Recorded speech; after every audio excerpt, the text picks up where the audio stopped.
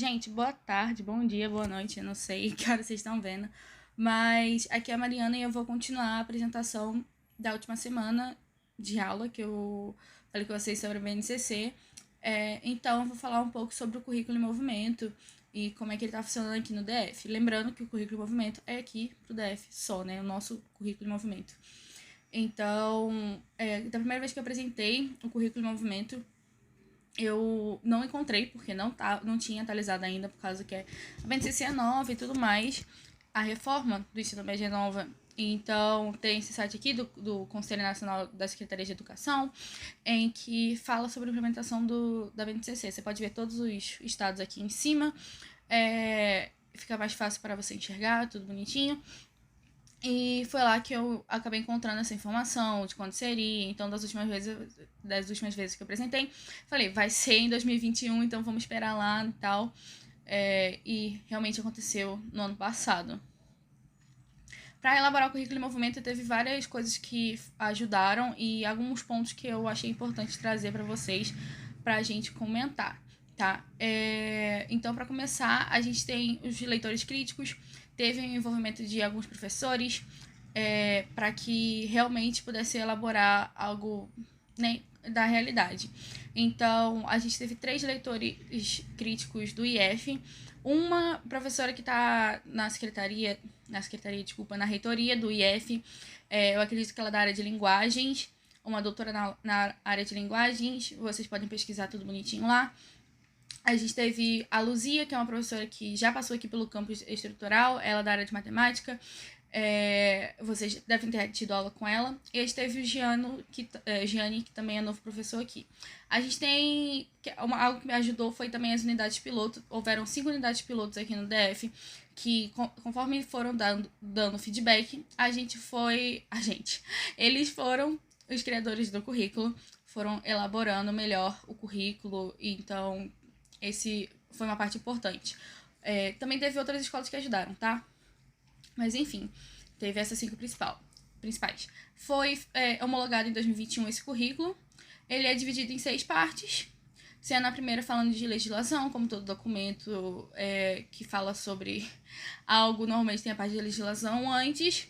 A gente tem os objetivos gerais do ensino, né, da educação do ensino médio, iguais a BNCC, eu espero que vocês lembrem. Se não, visita a BNCC. E a gente tem a avaliação, que é algo que eles deixam marcados ali como você, visando o professor mediador e visando também diferentes técnicas, como metodologias ativas aqui, abre essa brecha. Aqui a gente vai falar um pouco sobre os objetivos gerais da matemática, tá? A gente vai ter a importância da diversidade, que é algo que a BNCC repete, e aqui a gente também vai ter. Aqui visando também você interpretar, ter o ato de interpretação em diversos contextos, como você anexar, né, ter interdisciplinaridade com as ciências da natureza ou humanas. Então, essa parte que é importante também você praticar e trazer aplicações da matemática para os alunos, tá? O próximo é sobre a própria linguagem matemática. A importância dela, o ato do aluno aprender ela e pensando também na investigação que ele vai fazer, né, para resolver os problemas. Pensando no aluno como cidadão, na solução de problemas ou propor ações com base nessa área aqui, pensando sempre como cidadão, aquela ideia que eu falei de paideia, paideia na aula 1, vamos dizer assim. Lembrando também que aqui nessa parte da linguagem é importante para a argumentação, que fala muito com o próximo objetivo da área da matemática, que é o aluno conseguir construir uma argumentação consistente, usando o que você vai entender, para ele poder resolver e elaborar situações, problemas, em diversos contextos. Novamente, a aplicação daquilo que ele está aprendendo. Podendo mexer com tecnologias, lembrando que tecnologias podem ser digitais ou não. Continuando, a gente vai ter que é importante que o aluno consiga fazer registros matemáticos de representação, seja algébrico, geométrico, estatístico, computacional e assim vai. Pensando sempre na resolução de problema em diferentes contextos. mas aqui o aluno tem que ver uma equação, por exemplo, de segundo grau e saber que ela é uma parábola, e assim vai. Ele conseguir interpretar as diversas áreas da matemática. Em conjunto ou não, né? Enfim.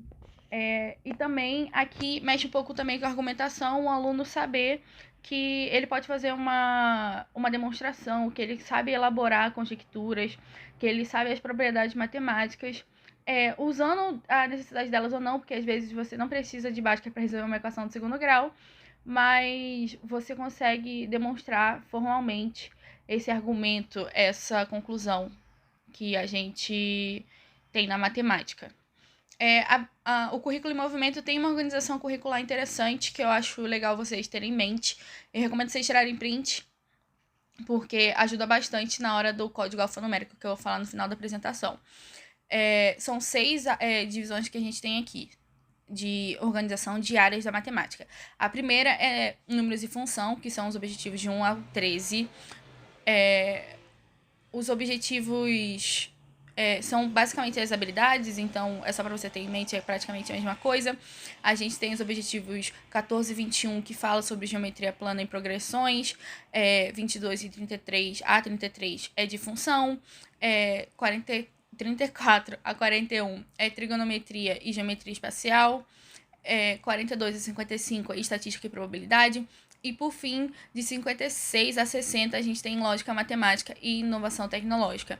Então, tirem print, prestem atenção nessa parte, porque é importante vocês terem isso em mente quando a gente está falando no geral do nosso currículo, né, aqui do DF. Então, são 60 habilidades, tá, gente? Mantenham-se bem. Habilidades não, o que eles chamam de objetivos. São 60 objetivos no geral. A gente tem os objetivos da área da matemática, como se esses daqui fossem um pouco mais específicos, algo que o aluno tem que ter, que é compreender os conceitos, procedimentos e estratégias matemáticas, para que ele consiga ter uma formação científica daquilo que a gente está falando. Lembrando que matemática tem sua própria linguagem, é uma linguagem, mas também é uma ciência.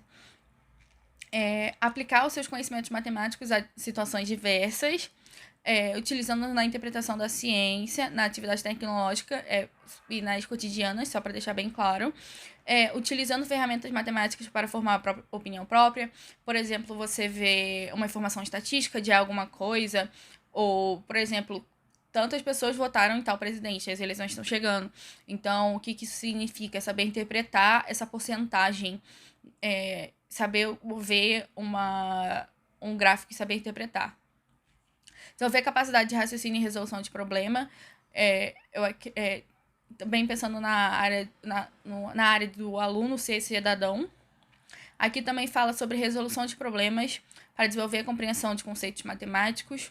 Eu acredito que o currículo foque bem nisso, nessa parte de resolver problema, de compreender o que está sendo resolvido.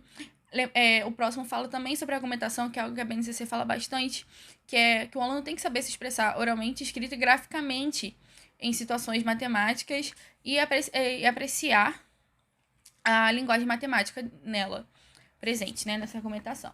Estabelecer conexões entre diferentes temas matemáticos. Você vê que função acaba sendo envolvida em vários conhecimentos. Aqui de próximo a gente tem relacionando procedimentos associados a diferentes representações. Realmente a gente pode ver uma equação de segundo grau, como eu falei anteriormente, tanto graficamente como algebricamente, né, na sua estrutura bonitinha ali. A gente pode representar de várias formas, né, e isso é importante. Até fazendo, por exemplo, o diagrama de Venn quando a gente está falando de conjuntos.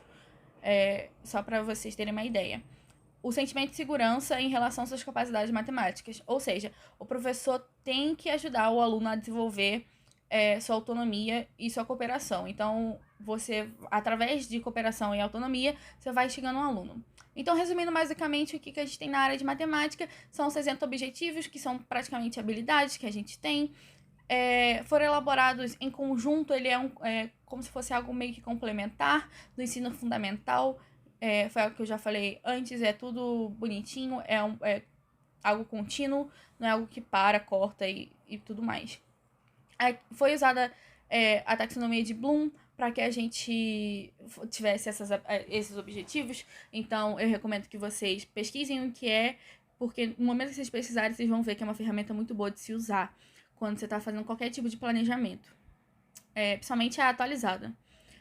Os objetivos têm seu próprio código alfanumérico, que eu vou falar daqui a pouco, mas antes disso, eu gostaria de falar, por exemplo, dos números numéricos complexos, que são um conteúdo que não fala no BNCC nem no currículo, mas é um conteúdo sim que você pode tratar com seus alunos se eles estiverem no itinerário focado na área da matemática ou na área de exatas, digamos assim, se for uma engenharia.